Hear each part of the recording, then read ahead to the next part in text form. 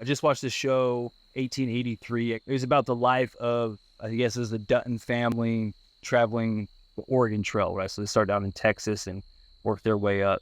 It was just so unreal for me to see how much trauma and tragedy they faced. I mean, imagine your kid just dying in your arms, right? A rattlesnake bite or whatever it was. Like, you have a few hours to dig a hole and bury him, and then you have to get right back on the road. Or your wife's getting an arrow to the stomach.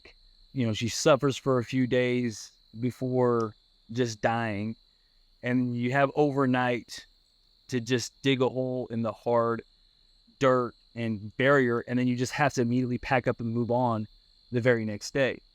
If you stay, anyone that lost somebody, if you stay behind, so you have time to heal from the trauma, you get picked off, right? You get tortured to death, you get killed, you get robbed. And I'm not saying it all just completely ignore trauma. I think it's definitely something that you have to talk about. What I learned from these people, they had to grieve on the go. Obviously, you need the time, right? But sometimes if you spend so much time in it, all you do is you just end up living in the grieve instead of, being on the go.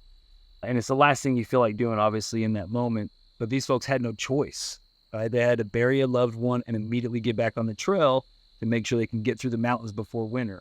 Some of you have experienced real life trauma a lot more than I've ever experienced or what I can imagine. And although it seems impossible in the moment, but as soon as you feel like you're able, you have to get back on the trail. The longer you grieve just in one spot, the more likely you are to never leave that spot. I'm not saying bury or ignore your feelings. That shit don't work long term. I'm saying just grieve on the go.